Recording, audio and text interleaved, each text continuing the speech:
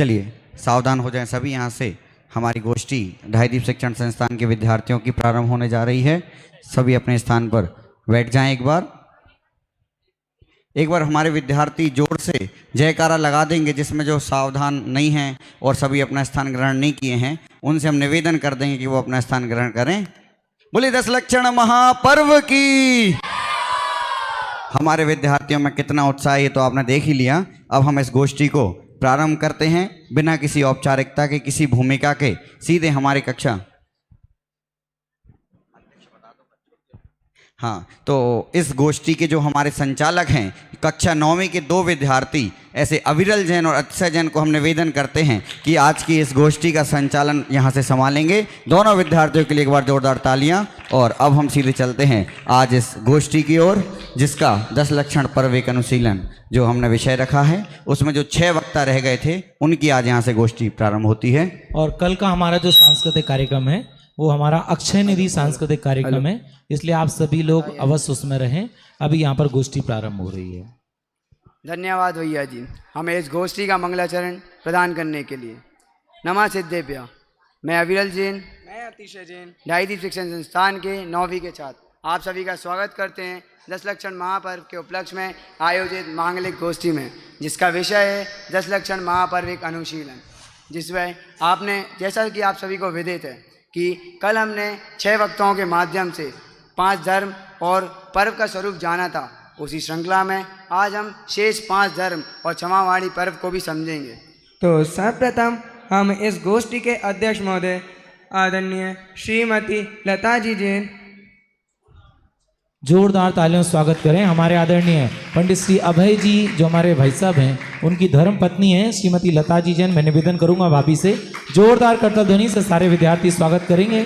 आपको पता नहीं होगा, भाभी कई वर्षों से कई कक्षाएं लेती हैं और खासकर प्रशिक्षण शिविरों में कई कक्षाएं वो लेती हैं, लेकिन फिर भी शांति से पीछे बैठ के स्वाध्याय सुनना पसंद करती हैं। अभी भी हमने बोला कि आपको रहना है, उन्होंने बोला कि नहीं हम नहीं रहेंगे। मैं निवेदन करूंगा उनकी सुपुत्री ज्ञप्ति जी से, वो भी हमारी भाभी के साथ स्थान ग्रहण करें। जोरदार करतल ध्वनि से हम ज्ञप्ति जी का भी स्वागत करते हैं। वो भी इस धर्म के मार्ग में एकदम एक्टिव हैं। 10 मिनट बैठ के आप सुन लो, उसके बाद भले आप चले जाना, कोई बात नहीं। जोरदार तालियों से हम स्वागत करते हैं। और हमारे ट्रस्ट की महामंत्री यदि सोनल भाभी हों तो वो भी हमारी भाभी के साथ स्थान ग्रहण करेंगी। जोरदार तालियों से हम श्रीमती सोनल मुकेश जी जैन, उनका भी स्वागत करते हैं। कोई बात नहीं, हाँ जी चलिए आगे।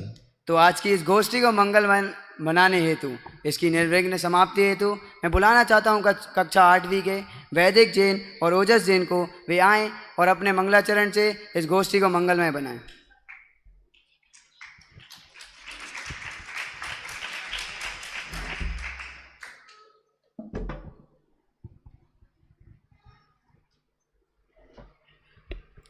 ओम नमः। मैं वैदिक जैन और मैं ओजस जैन गोष्ठी की निर्विघ्न समाप्ति के लिए हम आपके समक्ष में एक मंगलमय मंगलाचरण प्रस्तुत करने जा रहे हैं।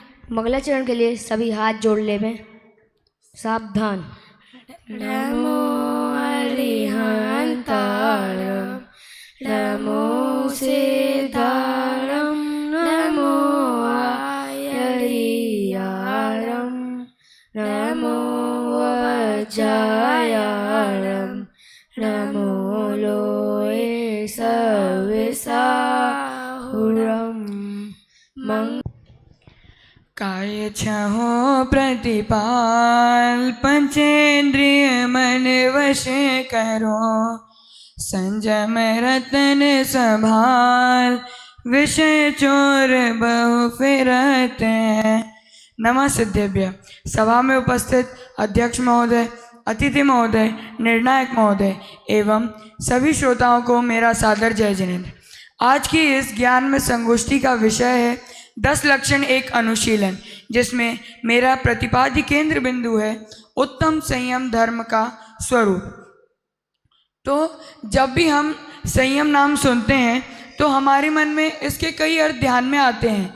जैसे अगर किसी आदमी को मिठाई बहुत अच्छी लगती है तो उसे वो मिठाई मिल गई तो वो जल्दी जल्दी खाया जा रहा है, तो अपन कहते हैं ना थोड़ा धैर्य तो रखो, कोई धैर्य नाम की कोई चीज़ है या नहीं, संयम है या नहीं, तो अपन ऐसा कहते हैं। और अगर अपन जैसे बस की टिकट के लिए अपन लाइन लगा के खड़े हैं, तो कोई बहुत जल्दी जल्दी करता है तो अपन कहते हैं ना, भाई थोड़ा आराम से, धीरे धीरे, थोड़ा संयम नाम की चीज़ है या नहीं, मिल जाएगी टिकट। तो अपन इस प्रकार के कई अर्थ लेते हैं, लेकिन यहाँ पर अपन को कैसा अर्थ जोड़ना है, आइए जानते हैं। हम इस उत्तम संयम धर्म को दो प्रकार से जानेंगे, निश्चय संयम धर्म और व्यवहार संयम धर्म। निश्चय संयम धर्म अर्थात संयमनम संयमः, अर्थात अपने स्वरूप में लीन रहने का नाम ही उत्तम संयम धर्म है, अर्थात निश्चय से संयम धर्म है। तो आत्मस्वरूप में लीन रहना अर्थात क्या? आत्मस्वरूप में लीन रहना अर्थात अपना हमारा जो उपयोग है, दसों दिशाओं में घूम रहा है, हमें उसे इकट्ठा करके उसे समाहित करना है अपनी आत्मा में, हमें उसे एकत्रित करना है अपने उपयोग को, हमारे उपयोग को अपनी आत्मा में। तो ये हमने यही हो गया निश्चय से उत्तम संयम धर्म। अब हम जानते हैं व्यवहार दृष्टि से। तो व्यवहार दृष्टि से 5 इंद्रिय व मन के विषयों से विरक्ति तथा षटकायिक जीवों की हिंसा का त्याग ही व्यवहार उत्तम संयम धर्म है। अब हम इस परिभाषा को अच्छे से समझने के लिए व्यवहार संयम के 2 भेद करते हैं, इंद्रिय संयम तथा प्राणी संयम। इंद्रिय संयम अर्थात स्पर्शनेन्द्रिय, रसनेन्द्रिय, घ्राणेन्द्रिय, चक्षुरेन्द्रिय व कर्णेन्द्रिय, ये 5 इंद्रिय और मन, इन सभी के विषयों से विरक्ति अर्थात इन सभी के विषयों का त्याग ही इंद्रिय संयम है। तो ये सभी के विषयों का अर्थात जो रसना इंद्रिय है उसका रस, जिसका स्पर्श इंद्रिय है वो स्पर्श, फिर घ्राण इंद्रिय का गंध, चक्षु इंद्रिय का वर्ण, कर्णेन्द्रिय का शब्द और मन, इन सभी प्रकार के विषयों से विरक्ति अर्थात इनके पोषण का त्याग होना ही इंद्रिय संयम है। अब हम जानते हैं प्राणी संयम। प्राणी संयम अर्थात षटकायिक जीवों की हिंसा से विरक्ति, हिंसा का त्याग ही प्राणी संयम है। तो अब किसी के मन में प्रश्न आएगा कि ये षटकायिक जीव कौन कौन से? षटकायिक जीव में 5 स्थावर और 1 त्रस। 5 स्थावर कौन कौन से? पृथ्वी कायिक, जल कायिक, अग्नि कायिक, वायु कायिक तथा वनस्पति कायिक। ये तो हो गए 5 स्थावर, ये सभी एक इंद्रिय में आते हैं। और 1 त्रस, त्रस में द्विइंद्रिय, 3 इंद्रिय, चतुरिंद्रिय, पंचेंद्रिय, और पंचेंद्रिय में संगी तथा असंगी दोनों गर्भित होंगे। ये 5 स्थावर और 1 त्रस, ये जो कुल 6 प्रकार के 6 काय जीव हैं, षटकायिक जीव हैं, इन सब की हिंसा का त्याग ही प्राणी संयम है। ये तो हमने जान लिया, हमने निश्चय संयम धर्म भी जान लिया, व्यवहार संयम धर्म भी जान लिया, परंतु इससे हमें लाभ या हानि ये भी तो हमें पता होनी चाहिए। अगर हम ये हमें पता ही नहीं होगी लाभ तथा हानि, तो इसे प्रकट करने का क्या मतलब? तो आइए सर्वप्रथम हम हानि जानते हैं। अच्छा, मुझे एक बात बताओ, क्या ये जो उत्तम संयम धर्म है ये तो उत्तम लक्षण है, तो क्या इसे प्रकट करने से कोई हानि हो सकती है? नहीं, यहाँ पर इसे प्रकट करने से नहीं, इसे प्रकट न करने से हानियां हैं। तो आइए जानते हैं। सर्वप्रथम इस एक संयम के बिना मनुष्य के तप, ध्यान और व्रताधिक सब व्यर्थ हो जाते हैं। अर्थात जो मनुष्य भी तप, ध्यान तथा व्रताधिक करे और उसमें उसे संयम ना हो, तो वे सब व्रत, ध्यान और तप आदि सब व्यर्थ हो जाते हैं। और दूसरा, बिना संयम के समस्त पापों का आश्रय होता ही रहता है। अगर हमने संयम को धारण नहीं किया तो समस्त पापों का आश्रय होता ही रहेगा। ये तो हमने हानि जान ली। इसे प्रकट न करने से। अब हम इसे प्रकट करने से लाभ भी जान लेते हैं। पहला, संयम आत्मा का हित कराने वाला है। संयम आत्मा का हित करने वाला है, अर्थात अगर हम संयम प्रकट करेंगे तो हमें सच्चे सुख की प्राप्ति होगी। दूसरा, संयम से समस्त कर्मों का संवर हो जाता है। हमें जो अभी कर्म बंध रहे हैं, ये सब कर्म बंधना रुक जाते हैं, अर्थात इनका संवर हो जाता है और समस्त गुणों का समूह प्राप्त होता है। और यही उत्तम संयम धर्म जो है, ये मोक्ष का साक्षात कारण है। ये हमने लाभ भी जान ली और हम भी इस संयम को धारण करके, इस उत्तम संयम धर्म लक्षण को धारण करके मोक्ष का द्वार खोलें। इसी मंगल भावना से मैं अपनी वाणी को विराम देता हूँ। सभी को जय जिनेन्द्र।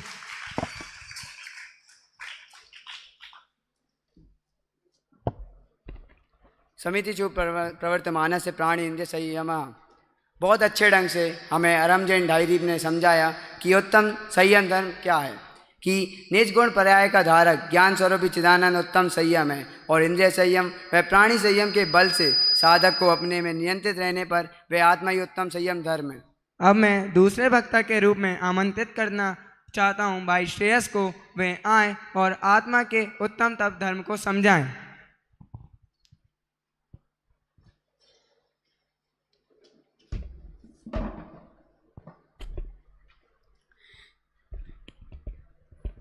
तप चाहे सुर राग, कर्म शिखर को वज्र हैं, द्वादश विधि सुखदा, क्यों न करे निज शक्ति सिम। नमः सिद्धिभ्या।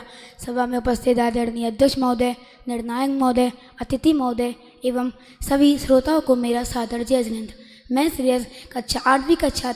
आज की इस ज्ञानमय गोष्ठी का विषय 10 लक्षण धर्म एक अनुशीलन, जिसमें मेरा प्रतिपादित केंद्र बिंदु है उत्तम तप का स्वरूप। तो आइए समझते हैं। सर्वप्रथम जानेंगे कि उत्तम तप है क्या। कर्मों के क्षय के लिए जिसे तपा जाता है उसको उत्तम तप धर्म कहते हैं।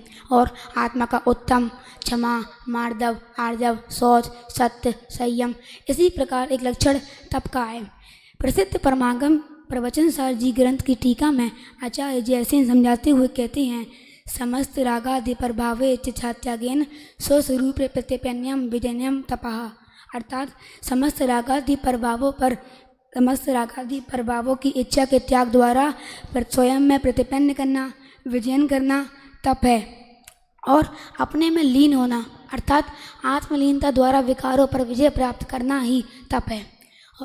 तत्वासूजी ग्रंथ में आचार्य उमा स्वामी कहते हैं, जिस प्रकार से राग द्वेष मोह रूप मैल भिन्न हो जाता है, उसी प्रकार शुद्ध ज्ञान दर्शन में आत्मा भिन्न हो जाता है। तप के 2 प्रकार के होते हैं, अंतरंग तप, बहिरंग तप। अंतरंग तप 6 प्रकार के होते हैं। पहला प्रायश्चित, दूसरा विनय, तीसरा वैयाव्रत, चौथा स्वाध्याय, 5वां विसर्ग और 6वां ध्यान। और बहिरंग तप भी 6 प्रकार के होते हैं, अशनन, अवमौद्र, व्यक्ति परिसंख्यान, रस परित्याग, व्यक्ति संयासन और काय क्लेश। और क्या आपको पता है कि ऐसा तप धारण करके भी यदि कोई पापी विषयों की इच्छा को बिगाड़ता है तो उसको अनंत काल तक फिर तप प्राप्त नहीं होता। अतः मनुष्य भाव पाकर भी तप प्राप्त नहीं होता। हमें देश काल की योग्यता देखकर ही तप करना चाहिए। ऐसा एक उदाहरण एक पारस मुनि का है। जब पारस मुनि तपस्या कर रहे थे तब कमट के जीव ने कई विघ्न डाले, पर वो विघ्न से घबराए नहीं और अपनी आत्म साधना में लगे रहे। तो हमें भी तपस्या करें और आत्म साधना से बिगड़े नहीं। अब जानेंगे कि उत्तम तप धर्म का क्या अर्थ है। उत्तम सम्यक दर्शन प्रशंसनीय को उत्तम कहते हैं, तपस्या चमकना को तप कहते हैं, और धर्म जो आत्मा को उत्तम सुख और अतीन्द्रिय सुख में स्थापित करे उसे धर्म कहते हैं। ये उत्तम तप धर्म का अर्थ है। और अब जानेंगे कि उत्तम तप धर्म का क्या आधार है। उत्तम तप धर्म का आधार द्रव्य दृष्टि है। जिस प्रकार वृक्ष का आधार उसकी जड़ है, उसी प्रकार तप का आधार द्रव्य दृष्टि। द्रव्य दृष्टि अर्थात अपनी दृष्टि को ही दिव्य दृष्टि कहते हैं। अब जानेंगे कि उत्तम तप धर्म करने से क्या गुण यानी क्या लाभ और क्या हानि है। सर्वप्रथम गुण। तप सर्व अर्थों का साधन है जिससे सब कार्यों की सिद्धि होती है। तप से अड़िमा महिमा आदि रिद्धियों की प्राप्ति होती है। और तीसरा, तप से कर्म शत्रु का नाश कर जीव मोक्ष जा सकता है और बिना तप करे ना कोई जीव मोक्ष गया है ना जा पाएगा। और अब जानेंगे क्या हानि है। क्या तप करने से कोई हानि हो सकती है? नहीं, तप करने से कोई हानि नहीं। तप ना करने से हानि है। तप करने से तप ना करने से क्या हानि है? कुछ इस प्रकार। पहली, तपहीन शरीरयुक्त जीव के धर्म में श्रद्धा नहीं रहती। दूसरा, शक्ति छिपाकर तप नहीं करने वालों को असाता कर बांधता है। तीसरा, माया कसाय से उत्पन्न सभी दोष तपहीन को लगते हैं। ये तप ना करने से हानि है। तो तप करेंगे तो हानि नहीं, हमें मात्र लाभ ही लाभ होगा। मैं चाहूँगा सभी जीव तप करें और मोक्ष मार्ग के रास्ते पर चलें। इसी मंगल भावना के साथ मैं अपनी बात को यही विराम देता हूँ। जय जिनेंद्र।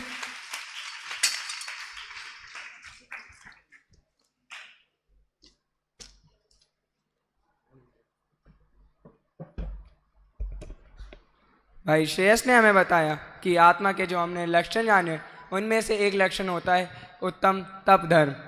इस पे ही बड़े पंडित जी लिखते हैं कि जो जो भोग सहयोग लगाए आशा तृष्णा बढ़ती जा, इच्छा पूरी कबू ना हो सहज तप होए। अब मैं अगले वक्ता के रूप में बुलाना चाहूँगा कक्षा 8वीं से अरम जैन भिंड। वे आएँ और उत्तम त्याग धर्म के माध्यम से हमें समझाएं।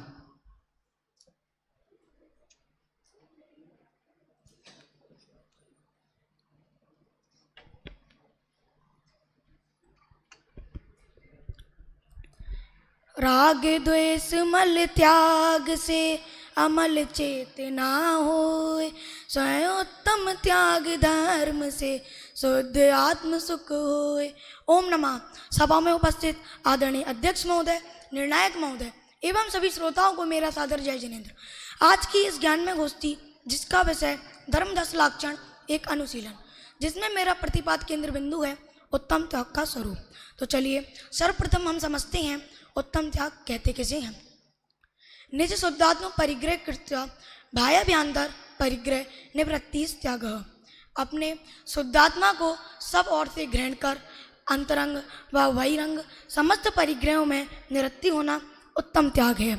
जब यह जीव अनंत वैभव संपन्न अपने अपनत्व स्वरूप को समझकर जानकर एवं उनमें ही स्थिर होता है तो उसे संपूर्ण रूप से ही सहज रूप से ही संपूर्ण परिग्रह का त्याग हो जाता है। और श्री समंतभद्र आचार्य भी रत्नकरण सावकाचार्य जी में अपनी पात्रता कुछ इस प्रकार निरूपित करते हैं। जिन्होंने धन संपदा आदि परिग्रह कर्म के उदय जनित पराधीन विनाशीन अभिमान को उत्पन्न कराने वाली, तृष्णा को बढ़ाने वाली, राग द्वेष की तीव्रता एवं हिंसादिक 5 पापों को अंगीकार ही नहीं किया, वे उत्तम पुरुष हैं। जिन्होंने इसे अंगीकार कर हलाहल विष समान त्याग दिया, उनकी भी एक अचिंत महिमा है। तो अब हम समझते हैं ये उत्तम त्याग धर्म धारण कैसे होता है। वारस अणुवेक्षा में आचार्य कुंद देव उत्तम त्याग धर्म प्रकट करने की पात्रता कुछ इस प्रकार करते हैं। जो जीव संपूर्ण परद्रव्यों के मोह को छोड़कर संसार और भोगों के प्रति उदासीन रूप परिणाम रखता है, उसे यह त्याग धर्म प्रकट होता है।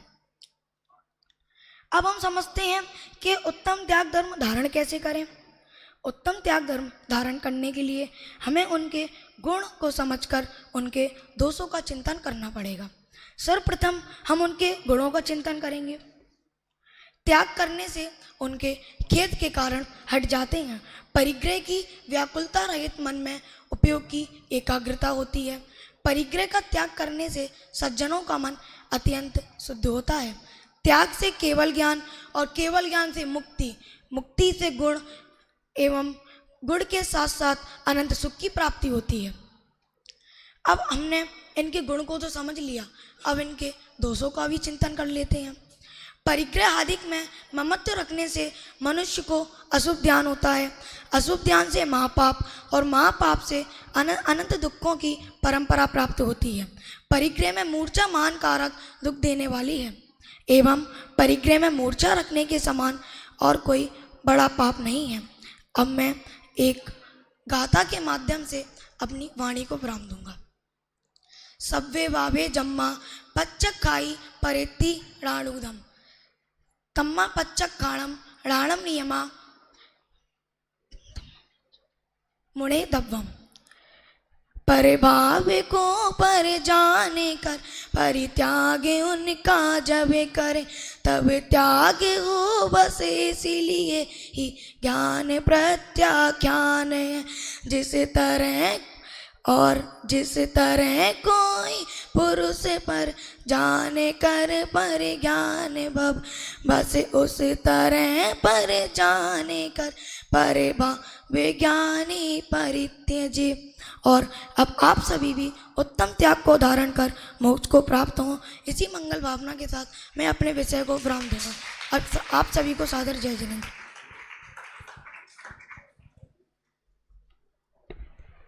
बहुत अच्छी शैली में अरम जैन ढाईदीप ने हमें उत्तम त्याग को समझाया कि जीव को बाह्य वस्तु को ग्रहण त्याग रूप मूल बुद्धि का त्याग उत्तम त्याग है।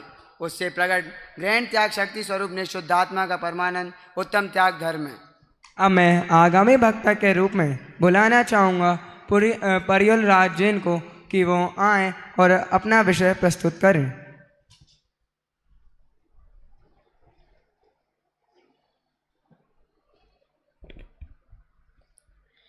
परिग्रह 24 भेद त्याग करें मुनिराज जी तिसना भाव उछे घटती जान घटाइए।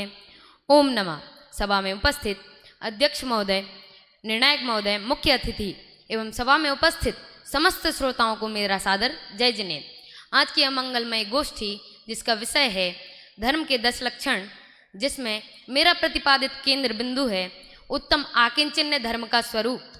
तो सर्वप्रथम उत्तम आकिंचन्य धर्म को जानने से पहले हमें यह जानना अत्यंत आवश्यक है कि वास्तविकता में आकिंचन्य क्या है, उत्तम आकिंचन्य क्या है। आकिंचन्य शब्द का शाब्दिक अर्थ है आ अर्थात नहीं और किंचन अर्थात किंचित मात्र भी। नास्ति किंचन यस्य, जिसके पास कुछ ना हो और जिसका कुछ ना हो, अर्थात जो आत्म अनात्म संबंधी जितने भी पर पदार्थ हैं उनकी तो बात ही क्या, जब यह जो देह हमें प्राप्त है वह ही अपना नहीं। और इस प्रकार की विरक्ति का नाम ही उत्तम आकिंचन्य है। अब हमने उत्तम आकिंचन्य को तो समझ लिया, अब हम समझते हैं कि वास्तविकता में उत्तम आकिंचन्य धर्म क्या है। हम इसको एक उदाहरण के माध्यम से समझते हैं। जिस प्रकार जो नारियल होता है, जब उस पर से जटा हट जाती है तो उस पर से जो लाली हट जाती है उसके कारण वह सिर्फ नारियल भोज्य हो जाता है। ठीक उसी प्रकार बाह्य पदार्थों से निवृत्ति से अभ्यंतर में मिथ्यात्व कसायों की निवृत्ति का भाव उत्तम आकिंचन्य है और उससे प्रकट परमानंद सुखकर सुख रस उत्तम आकिंचन्य धर्म है। अब मैं कुछ पंक्तियों के माध्यम से अपनी बात रखना चाहूँगा। आकिंचन्य उत्तम धर्म आत्म स्वभाव होता, आवे कहीं और से सो मान्यता मिथ्यात्व है। मतलब ऐसा नहीं है कि यह जो आकिंचन्य धर्म है वह बाहर कहीं और से आता है। यह जो आकिंचन्य धर्म है वह तो आत्मा का स्वभाव है, लेकिन क्या होता है, इस पर एक आवरण आ जाता है, परिग्रह का आवरण इस पर आ जाता है, जिसके कारण यह विजिबल नहीं होता, सामने नहीं प्रकट होता, लेकिन यह अपने आत्मा का स्वभाव है। अब हम जानते हैं कि यह जो उत्तम आकिंचन्य धर्म है वह प्रकट कैसे होता है। देखो सीधी सी बात है, यह जो आकिंचन है उसका जो विपरीत भाव अनाकिंचन है, उसी के अभाव में आकिंचन धर्म प्रकट होता है। अनाकिंचन अर्थात परिग्रह, जिससे स्पष्ट है कि जो उत्तम आकिंचन धर्म का घातक है वह परिग्रह है। परितः ग्रहणम परिग्रह, पर पदार्थों में आसक्ति ममत्व पने का भाव परिग्रह है। अन्य जनों का स्वागत सत्कार आदर करना परिग्रह है। अब आपको जिज्ञासा होगी कि ये स्वागत सत्कार कैसे, वो कैसे कि मिथ्या दृष्टि जीव की एक आदत है कि जो उसका अपना है उसे अपना मानता नहीं और दूसरों को अपना मान बैठता है। अब हम जानते हैं कि परिग्रह के भेद प्रभेद क्या हैं। परिग्रह के दो भेद हैं। प्रथम बाह्यांतर परिग्रह, जो ग्रहण किया जाता है और जिसके द्वारा ग्रहण किया जाता है वह बाह्यांतर परिग्रह है। और द्वितीय अभ्यंतर परिग्रह, बाह्य पदार्थों के ग्रहणभूत जो आत्म परिणाम निमित्त हैं वे ही अभ्यंतर परिग्रह हैं। अब परिग्रह के विषय में हमसे एक भूल अवश्य होती है कि हम व्यवहार उत्तम आकिंचन्य धर्म को ही निश्चय आकिंचन्य धर्म समझ बैठते हैं और क्या करते हैं कि बाहर में तो सब छोड़ देते हैं, लेकिन अंतर में जो ग्रहणभूत परिणाम रह जाते हैं और वे ही तो सबसे पहले त्यागने योग्य रहते हैं।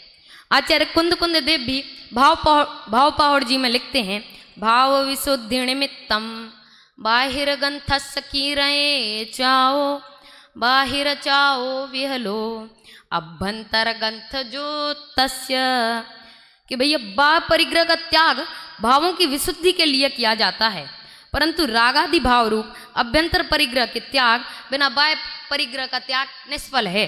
अर्थात अभ्यंतर परिग्रह का त्याग होने से बाह्य परिग्रह का त्याग सहज ही हो जाता है। अब हम परिग्रह के त्याग रूप उत्तम आकिंचन्य धर्म के धारक जीव कौन होते हैं यह समझते हैं। उत्तम आकिंचन्य धर्म के धारक तो वास्तव में हमारे निर्ग्रंथ मुनिराज होते हैं, जो कि बाह्य परिग्रह के साथ साथ विकारी परिणाम रूप परिग्रह नहीं रखते। लेकिन आपने सुना होगा कि एक परिग्रह परिमाण अणुव्रत श्रावकों को भी होता है। वो क्या होता है कि जो श्रावक होते हैं उनकी भूमिका अनुसार चौथे व पांचवें गुण स्थान वृत्ति श्रावकों को एक देश उत्तम आकिंचन्य धर्म प्रकट होता है। अब हम थोड़ा सा पीछे जाकर समझते हैं तो एक जिज्ञासा अवश्य रह जाती है कि मुनिराज आवश्यकता अनुसार और परिग्रह नहीं रख सकते। तो इस विषय में पंडित दयानंद राय जी लिखते हैं, फांस तनक सी तन में साले चाह लंगोटी की दुख भाले, कि जिस प्रकार शरीर अगर हमारे शरीर में छोटी सी फांस का तिनका भी लग जाए तो वो प्रतिपल दुखदाई होता है, ठीक उसी प्रकार जो मुनिराज हैं वे अगर छोटा सा कपड़ा भी रख लेना तो उससे बहुत दुख है। वो कैसे कि अगर वो एक कपड़ा रखें तो उसके साथ जब वो गंदा हो जाए धुलने डालना पड़े तो एक और कपड़ा चाहिए पड़ेगा, और जब वो गंदा हो तो उससे धुलने की परेशानी और इससे और गृहस्थी बढ़ती है। इस प्रकार एक छोटे से कपड़े से और गृहस्थी बढ़ती जाती है। अब बात करें पीछी और कमंडलू की, तो पीछी उनके संयम और दया का साधन है और जो कमंडलू है वह शुद्धि का साधन है। अब हम जानते हैं जो आकिंचन्य धर्म है उसकी क्या विशेषताएं हैं और क्या गुण हैं। प्रथम, जैसे जैसे शरीर आदि में निर्ममत्व बढ़ता है, यानी कि अपने पने का भाव नहीं होना यह बढ़ता जाता है, वैसे वैसे सज्जनों के पापों का निरोध व कर्मों की निर्जरा होती जाती है। निर्ग्रंथता अर्थात निष्परिग्रहता के से अंत में प्राप्त होने वाली अंतरहित मोक्ष लक्ष्मी हमें प्राप्त होती है, और इस असंगता की इंद्र भी सेवा करने में तत्पर रहते हैं और कुकृत्य भी किमकर बन जाते हैं। परिग्रह रूपी पिशाच के छूट जाने से आत्मीय आनंद रूपी अमृत को झराने वाली चित्त संतति किसके द्वारा वर्णनीय नहीं है। अब मैं अंत में बस इतना कहूँगा कि वास्तविकता में यह जो उत्तम आकिंचन्य धर्म है वह पूर्ण परिग्रह का त्याग करके मुनिराजों को ही प्रकट होता है, परंतु हम भी इसे धारण कर सकते हैं। वो कैसे कि एक परिग्रह परिमाण नाम का अणुव्रत होता है, हम उसको धारण करके उत्तम आकिंचन्य धर्म का पूर्णतया तो नहीं, उसका एक देश रूप से त्याग करके उत्तम आकिंचन्य धर्म को धारण करें और मोक्ष रूपी लक्ष्मी का वर्ण करें। इसी मंगल भावना के साथ मैं अपने शब्दों को विराम देना चाहता हूँ। जय जिनेन्द्र।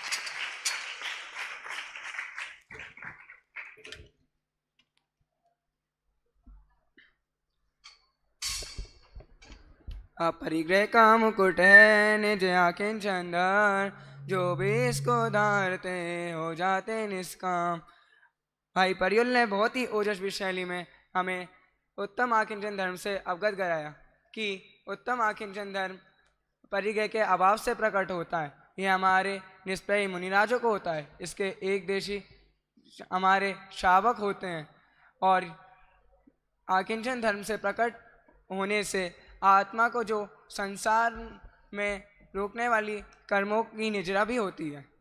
अब मैं आगामी वक्ता के रूप में बुलाना चाहूँगा कक्षा 9वीं से भाई श्रेष्ठ को। वे आएँ और उत्तम ब्रह्मचार्य के विषय में अपना वक्तव्य प्रस्तुत करें।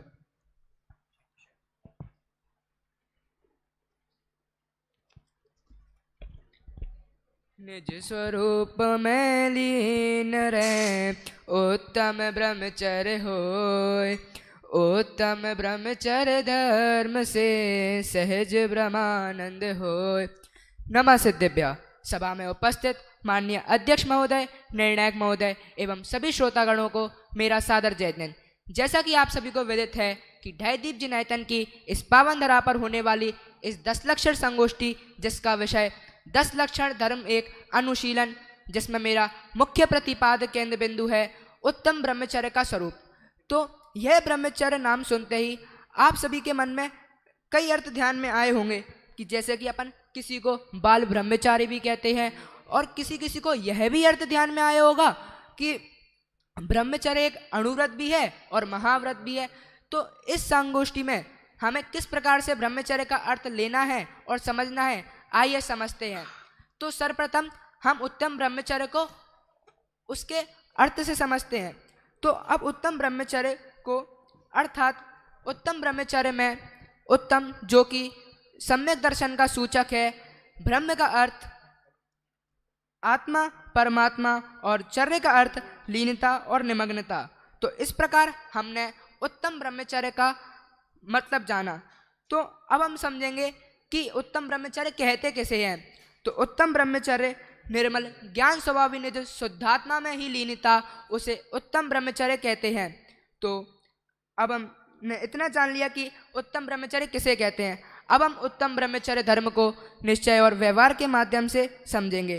तो निश्चय से यह है कि संपूर्ण पर पदार्थों से भिन्न अनंत वैभव संपन्न अपने ज्ञानानंद स्वभावी भगवान आत्मा को अपनत्व रूप से जानकर पहचानकर उसमें ही लीनता रूप वितरागता, वह उत्तम ब्रह्मचर्य है तथा सुख का कारण होने से निश्चय ब्रह्मचर्य है। तो और कभी कभी आपने यह भी सोचा होगा कि उत्तम ब्रह्मचर्य के धारक श्रावक भी होते हैं। तो हाँ, श्रावक दशा में पुरुषार्थ की कमजोरीवश पूर्ण स्वरूप स्थिरता के अभाव में विद्यमान कषाय के कारण भूमि का अनुसार 5 इंद्रियों संबंधी विषय भोगों के त्याग रूप उसे व्यवहार उत्तम ब्रह्मचर्य कहते हैं। तो इस प्रकार हमने उत्तम ब्रह्मचर्य धर्म को निश्चय और व्यवहार के माध्यम से भी जाना। अब हम जानेंगे कि उत्तम ब्रह्मचर्य का पालन कैसे हो और ये कैसे प्रकट होता है। तो जो पुण्योदय स्त्रियों के सुंदर अंगों को देखकर उनमें राग रूप बुरे परिणाम करना छोड़ देता है, उसे दुर्धर ब्रह्मचर्य कहते हैं।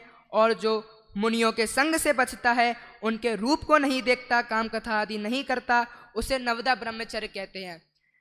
तो आप लोगों के मन में यही बात आई होगी कि उत्तम ब्रह्मचर्य का पालन हम करते तो हैं, पर हमें इससे लाभ क्या है। तो हम वो भी समझते हैं कि जो मानवों को हिंसा आदि दोष स्पर्श नहीं करते और नित्य गुरुकुल में रहने वाले सहचारी ब्रह्मचर्यों को सर्वगुण रूपी संपदाएं सहज प्राप्त होती हैं। तो इस प्रकार हमने यह भी जान लिया कि उत्तम ब्रह्मचर्य को पालन करने से हमें लाभ क्या है। तो इस प्रकार पंडित आशाधर जी अपने अनागर धर्मामृत नामक ग्रंथ में लिखते हैं, या ब्रह्माणी स्वात्मनि शुद्ध बुद्धे चर्या पर द्रव्य मुच प्रवृत्ति ही तद ब्रह्मचर्य व्रत सार्वभौमम ये पांति ते यान्ति परम प्रमोदम। अर्थात कि पर द्रव्यों से रहित शुद्ध बुद्ध अपने आत्मा में जो लीनता रूप वीतरागता है, उसे ब्रह्मचर्य कहते हैं। कि जो अपनी आत्मा से रहित जो प्रत्येक वस्तु है ना, उससे रहित अपनी शुद्ध चैतन्यमय आत्मा में जो लीन रहते हैं, उसे ब्रह्मचर्य कहा। तो इस प्रकार हमने उत्तम ब्रह्मचर्य का स्वरूप जाना।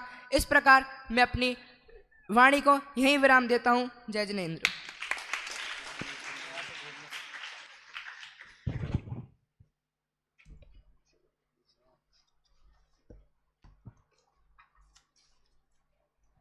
जो नव कोटि पूर्वक धरता ब्रह्मचार्यव्रत, वह प्राणी सदैव को पाता है सुख शाश्वत। कुछ इसी प्रकार का वक्तव्य भाई श्रेष्ठ ने प्रस्तुत किया कि यह जो उत्तम ब्रह्मचार्य धर्म है वह अब्रह्म के अभाव से प्रकट होता है और इसको धारण करने वाले प्राणियों को शाश्वत सुख का अनुभव करता है। तो इस प्रकार हमने आत्मा के 10 प्रकार के लक्षण जाने कि वे कैसे हैं और वो कैसे होते हैं और वो किसके अभाव से होते हैं। तो अब हम अंत में यह जानेंगे कि एक ऐसा पर्व जो हम 10 लक्षण महापर्व के एक दिन पश्चात ही मनाते हैं, आप लोग को पता है कि वो कौन सा पर्व है? जी हाँ, क्षमावाणी पर्व। जब भी क्षमावाणी पर्व की चर्चा होती है तो मन में ख्याल आता है कि दूसरों से क्षमा याचना करना, पत्र आदि भेजना। वास्तव में यही क्षमावाणी पर्व है। सही मायने में क्षमावाणी पर्व क्या है उसका स्वरूप बताने के लिए मैं बुलाना चाहूँगा आखिरी वक्ता को, भाई तन्मय जी। वे आएँ और क्षमावाणी पर्व से हमें अवगत करें।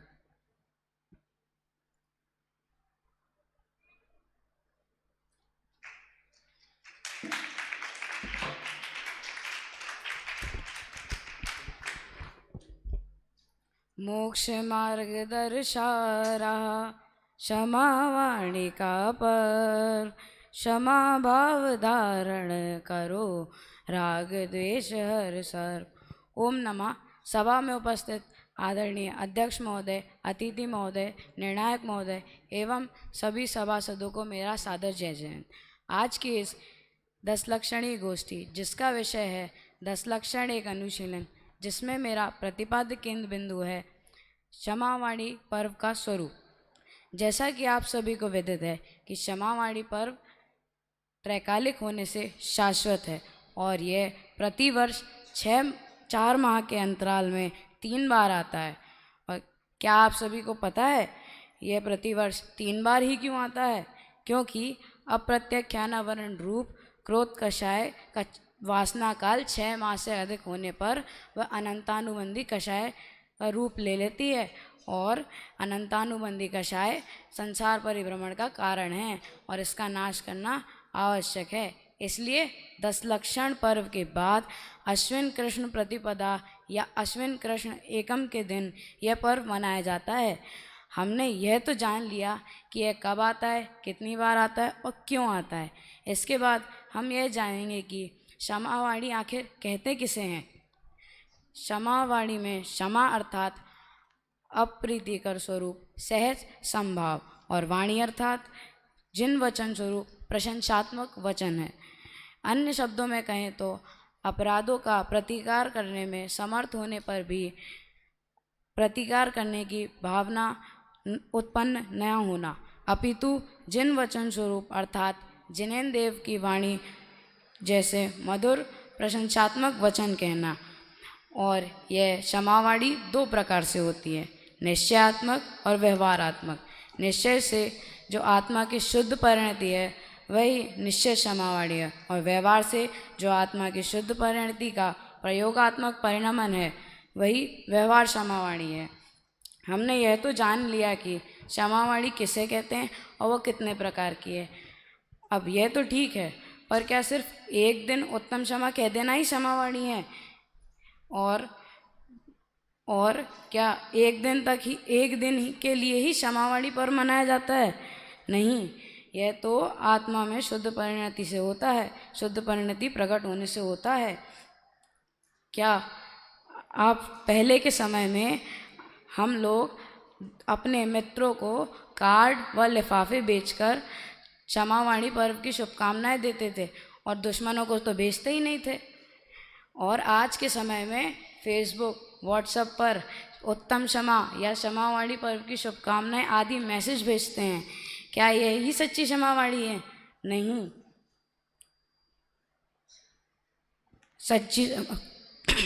सच्ची क्षमावाणी तो सम्यक दृष्टि श्रावक और मुनिराजों को होती है।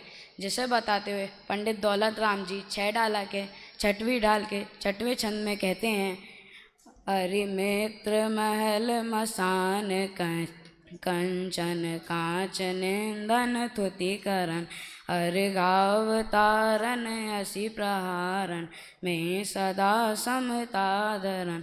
अर्थात समताधारी मुनराज होते हैं, वह शत्रु मित्र शमशान महल कांच निंदा करने वाले स्तुति करने वाले आदि के प्रति क्षमता भाव रखते हैं, क्षमा भाव रखते हैं।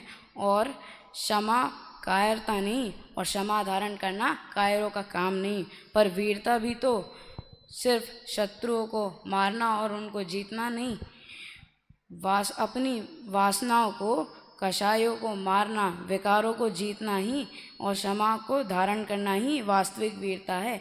इसलिए तो कहते हैं क्षमा वीरस्य भूषणम।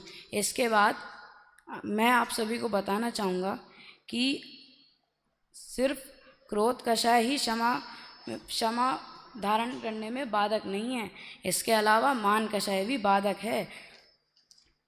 और जिसको बताने के लिए मैं एक प्राकृत गाथा का प्रमाण लेना चाहूँगा। खामेमि सव्व जीवाणम सव्वे जीवा खमन्तु मे मित्ति में सव्व भूवेषु बैरम मज्जम लकेणवी।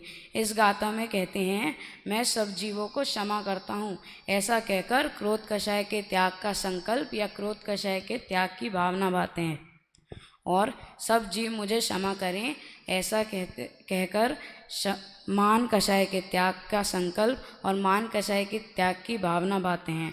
और इसी कारण से सिर्फ क्षमावाणी को क्रोध कषाय के त्याग तक सीमित नहीं करना उचित नहीं है।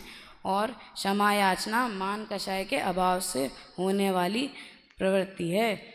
इसके बाद एक प्रश्न यह भी उठता है कि क्षमावाणी को मार्दव वाणी क्यों नहीं कहा जाता, और कहा जाता है तो एक वर्ष क्षमा दिवस, दूसरे वर्ष मार्दव दिवस और तीसरे वर्ष आर्जव दिवस आदि के रूप में क्यों नहीं मनाया जाता।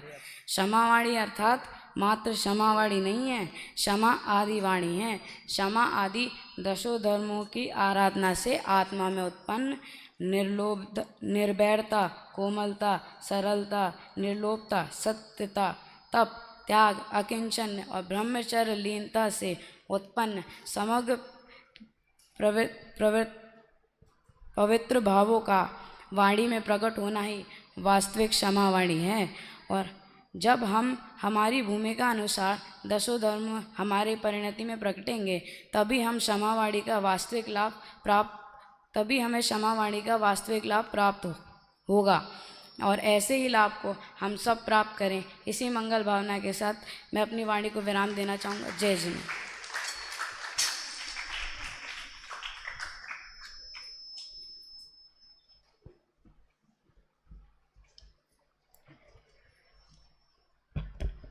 एक धर्म का सार यही है, समता में ही बन जाओ, सब जीवों पर क्षमा भाव रख, स्वयं क्षमा में हो जाओ। क्षमा धर्म की महिमा अनुपम, क्षमा धर्म हो जग में सा, तीन लोग में गूंज रही है क्षमा वाणी की जय जय का।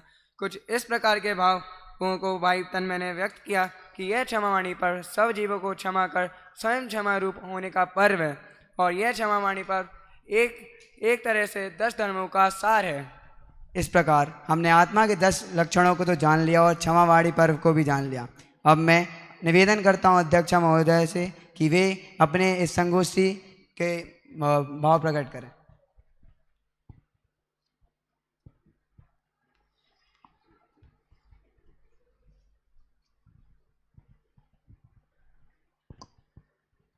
सभी को जय जिनेन। सभी को जय जिनेन। बच्चों को सबसे पहले मैं एक आशीर्वाद ही देना चाहूँगी। हेलो। अरहंत बनो तुम सिद्ध बनो, निर्ग्रंथ दिगंबर संत बनो, चिरमंगल मुक्ति विधान करो, चैतन्य सुधारस पान करो। आप लोगों को देख के जैसा आपकी मम्मी को जितना स्नेह उमड़ता होगा आपको देख के, हमको भी उतना ही स्नेह और वात्सल्य आपको देख के उछलता है। और आपके भाग्य की इतनी महिमा आती है कि कितने अच्छे समय में आपने जन्म लिया और कितने अच्छे समय में आपके लिए विद्यालयों का समागम मिला। हम लोगों के समय में कुछ नहीं था ये सब पाठशालाएं मुश्किल से मिलती थी। दूसरी बात मैं आप लोगों से ये कहूँगी, एक तो कि आपकी वाणी में तो आगम समाहित हो जाएगा। आप जब तक यहाँ रहेंगे पढ़ेंगे तो आपकी वाणी में आगम की बहुत सारी बातें, आत्मविश्वास आ जाएगा, आप स्टेज पे बोलने लगोगे। लेकिन आपके जीवन में इसकी सुगंध फैलना चाहिए। इसको आप आगे तक अपने जीवन में समाहित करेंगे तो आपका जीवन बहुत अच्छा होगा, है ना। आप अपने मम्मी पापा के, अपने परिवार के चिराग हैं और इस संस्था के चिराग हो गए। अब समाज के और देश के भी आप चिराग बनेंगे। तो आप लोगों से बहुत सारी उम्मीदें सबको होती हैं, है ना, क्योंकि आपको देख के बहुत अच्छा लगता है ना। तो अब आप लोगों को एक पर्सनली ऐसे बात कहूँगी मैं कि आप लोगों के जीवन में कभी भी कोई प्रॉब्लम हो, स्कूल से संबंधी, हॉस्टल से संबंधी कोई भी बात आप लोगों के लिए हो, तो आप अपने टीचर से, अपने वार्डन से हर बात शेयर करना सीखें। कोई आपको डर के तो रखता नहीं है, सब लोग बहुत प्यार से रखते हैं, है ना। तो आप कोई भी बात हो, अच्छी बात हो, बुरी बात हो, स्कूल में कभी अच्छा लगता है तो अपन स्कूल से आके मम्मी को बताते हैं ना कि आज स्कूल में ऐसा अच्छा हुआ, आज टीचर ने ये कहा, आज ऐसा हुआ। तो आप अपनी हर बात अच्छी हो बुरी हो आप शेयर करना सीखिए अपने टीचर से, अपने वार्डन से, जो भी हो यहाँ पे, है ना। कोई बात छिपाने की आदत मत डालिए। आप लोगों से बहुत उम्मीद है, आप लोगों का भविष्य बहुत अच्छा हो, ऐसी मंगल कामना। जय जिनेन्द्र। हेलो, बहुत बहुत धन्यवाद हमारे आज के अध्यक्ष महोदय। मैं निवेदन करूंगा नहीं, चलिए, बहुत बहुत धन्यवाद। आपने हमारे जो लता जी हैं, आदरणीय अभय जी की धर्मपत्नी तो हैं ही, लेकिन वो भी विदुषी हैं और गहरा स्वाध्याय उनका कक्षाएं भी लेती हैं। जब कभी आपको अवसर मिलेगा उनसे चर्चा करने का तो आपको समझ में आ जाएगा कि उनका जीवन कैसा है और वो अपने जीवन में किस प्रकार से धर्म को उतारे हुए हैं। इस अवसर पर मैं बहुत बहुत धन्यवाद करता हूं आपका कि आपने हमको समय दिया, और हमारे विद्यार्थियों का भी बहुत बहुत धन्यवाद कि इतनी मेहनत करके उन्होंने इस विषय को तैयार किया। धन्यवाद है इस कार्यक्रम के संचालक महोदय को, संयोजक महोदय को, धन्यवाद हमारे प्राचार्य महोदय डॉक्टर प्रवीण जी शास्त्री को, और आप सभी को बहुत बहुत धन्यवाद। अध्यक्ष महोदय की आज्ञा से अभी हम यहीं पर संपन्न करते हैं। बोलो महावीर भगवान की जय हो। सुबह ठीक 7:15 बजे से कार्यक्रम प्रारंभ हो जाएगा, इसलिए आप लोग समय का विशेष ध्यान रखें और समय पर कार्यक्रम में पधारें और कार्यक्रम का आनंद लें। तब तक के लिए जय जिनेन्द्र।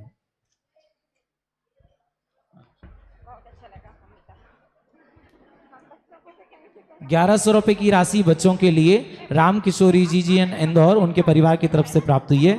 बहुत बहुत धन्यवाद। सुवांगी जी यम्बल परभणी, उनके परिवार की तरफ से ₹1100 की राशि प्राप्त हुई है। बहुत बहुत धन्यवाद।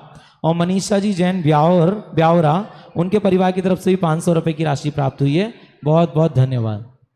और नरेंद्र जी जैन, उनके परिवार की तरफ से भी ₹500 की राशि प्राप्त हुई है। बहुत बहुत धन्यवाद।